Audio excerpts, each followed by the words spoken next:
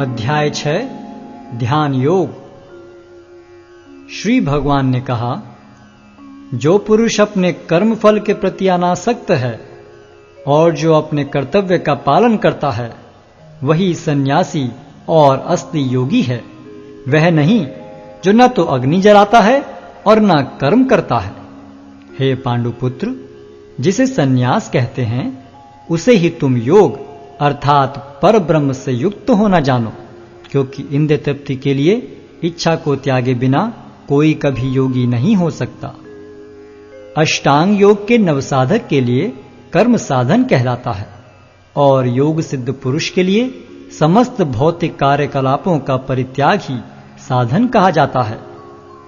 जब कोई पुरुष समस्त भौतिक इच्छाओं का त्याग करके न तो इंद्रिय तृप्ति के लिए कार्य करता है और न सकाम कर्मों में प्रवृत्त होता है, तो वह योगारूढ़ कहलाता है। मनुष्य को चाहिए कि अपने मन की सहायता से अपना उद्धार करे और अपने को नीचे न गिरने दे। यह मनबद्ध जीव का मित्र भी है और शत्रु भी। जिसने मन को जीत लिया है उसके लिए मन सर्वश्रेष्ठ मित्र है, किंतु जो ऐसा नहीं कर पाया उसके लिए मन सबसे बड़ा शत्रु बना रहेगा। जिसने मन को जीत लिया है उसने पहले ही परमात्मा को प्राप्त कर लिया है, क्योंकि उसने शांति प्राप्त कर ली है। ऐसे पुरुष के लिए सुख दुख, सर्दी गर्मी एवं मान अपमान एक से हैं। वह व्यक्ति आत्म साक्षात्कार को प्राप्त तथा योगी कहलाता है, जो अपने अर्जित ज्ञान तथा अनुभूति से पूर्णतया संतुष्ट रहता है। ऐसा व्यक्ति अध्यात्म को प्राप्त तथा जितेंद्रिय कहलाता है। वह सभी वस्तुओं को, चाहे वे कंकड़ हो, पत्थर हो या कि सोना, एक समान देखता है। जब मनुष्य निष्कपट हितैषियों, प्रिय मित्रों, तटस्थों, मध्यस्थों, ईश्वालुओं, शत्रुओं तथा मित्रों, पुण्यात्माओं एवं पापियों को समान भाव से देखता है, तो वह और भी उन्नत माना जाता है। योगी को चाहिए कि वह सदैव अपने शरीर, मन तथा आत्मा को परमेश्वर में लगाए, एकांत स्थान में रहे और बड़ी सावधानी के साथ अपने मन को वश में करे। उसे समस्त आकांक्षाओं तथा संग्रह भाव की इच्छाओं से मुक्त होना चाहिए। योगाभ्यास के लिए योगी एकांत स्थान में जाकर भूमि पर कुशा बिछा दे और फिर उसे मृगछाला से ढके तथा ऊपर से मुलायम वस्त्र बिछा दे। आसन न तो बहुत ऊंचा हो न बहुत नीचा, यह पवित्र स्थान में स्थित हो। योगी को चाहिए कि इस पर दृढ़ता पूर्वक बैठ जाए और मन, इंद्रियों तथा कर्मों को वश में करते हुए तथा मन को एक बिंदु पर स्थित करके हृदय को शुद्ध करने के लिए योगाभ्यास करे। योगाभ्यास करने वाले को चाहिए कि वह अपने शरीर, गर्दन तथा सिर को सीधा रखे और नाक के अगले सिरे पर दृष्टि लगाए।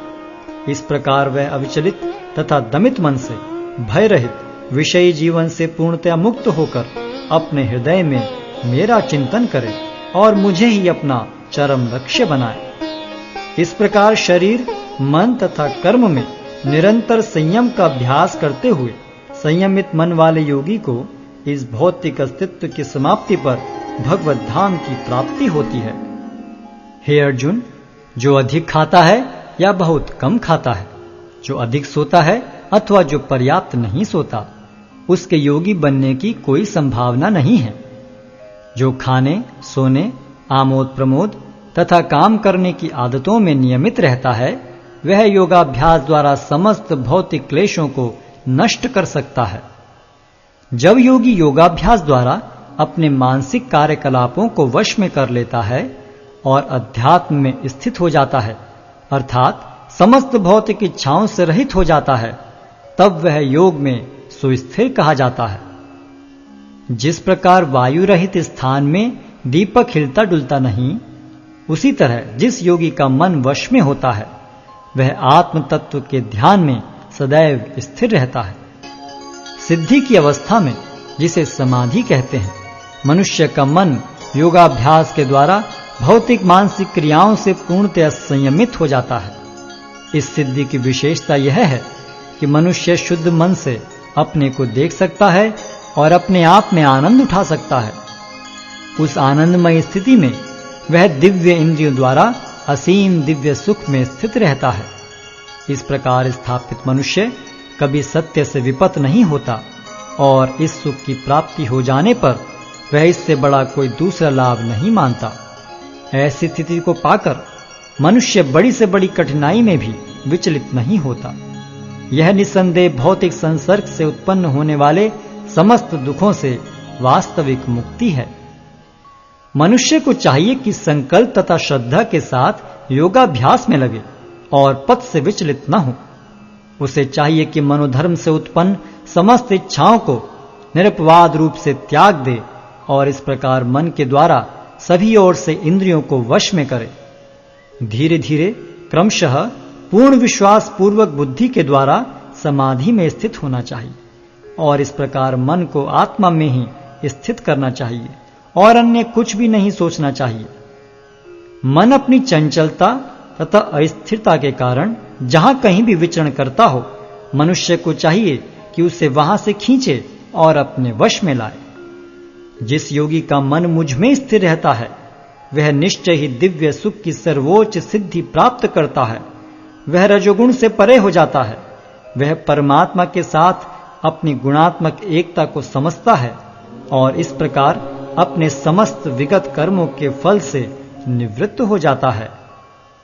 इस प्रकार योगाभ्यास में निरंतर लगा रहकर आत्मसंयमी योगी समस्त भौतिक कलमश से मुक्त हो जाता है और भगवान की दिव्य प्रेम भक्ति में परम सुख प्राप्त करता है।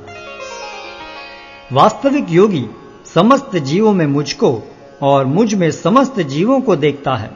निस्संदेह स्वरूप सिद्ध व्यक्ति मुझ परमेश्वर को सर्वत्र देखता है। जो मुझे सर्वत्र देखता है और सब कुछ मुझ में देखता है, उसके लिए न तो मैं कभी अदृश्य होता हूं और न वह मेरे लिए दृश्य होता है।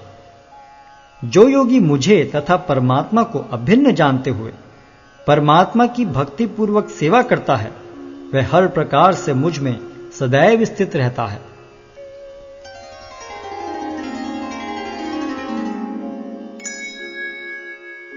हे अर्जुन, वह पूर्ण योगी है जो अपनी तुलना से समस्त प्राणियों की उनके सुखों तथा दुखों में वास्तविक समानता का दर्शन करता है। अर्जुन ने कहा, हे मधुसूदन, आपने जिस योग पद्धति का संक्षेप में वर्णन किया है वह मेरे लिए अव्यवहारिक तथा असहनीय है, क्योंकि मन चंचल तथा अस्थिर है।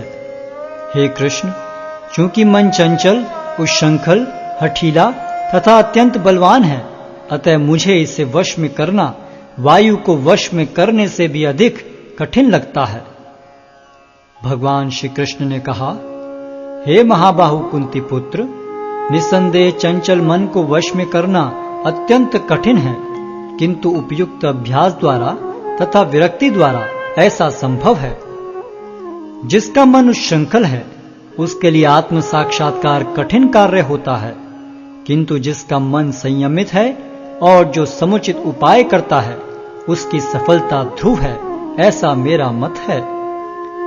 अर्जुन ने कहा, हे कृष्ण, उस असफल योगी की गति क्या है जो प्रारंभ में श्रद्धा पूर्वक आत्म साक्षात्कार की विधि ग्रहण करता है, किंतु बाद में भौतिकता के कारण उससे विचलित हो जाता है और योग सिद्धि को प्राप्त नहीं कर पाता।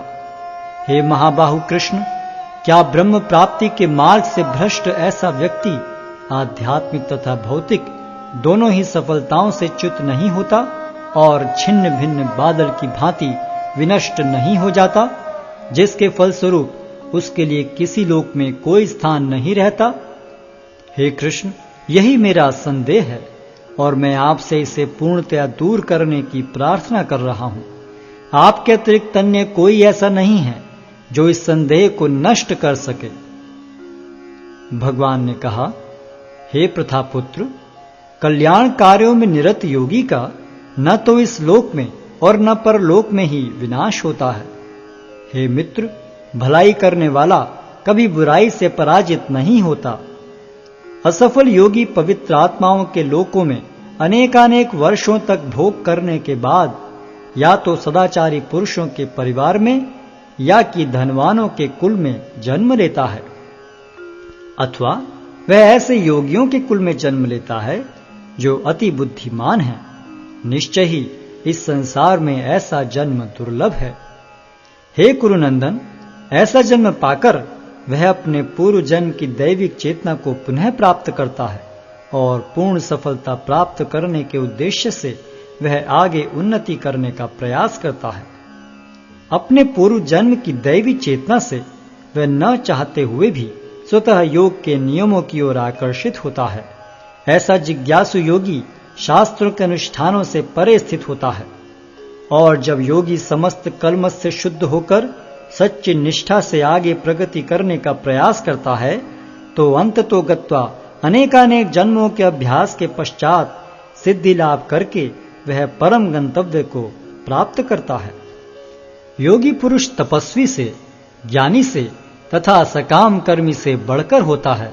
अतः हे अर्जुन, तुम सभी प्रकार से योगी बनो और समस्त योगियों में से जो योगी अत्यंत श्रद्धा पूर्वक मेरे परायण हैं, अपने अंतःकरण में मेरे विषय में सोचता है और मेरी दिव्य प्रेम भक्ति करता है, वह योग में मुझसे परम अंतरंग रूप से युक्त रहता है और सबों में सर्वोच्च है। यही मेरा मत है।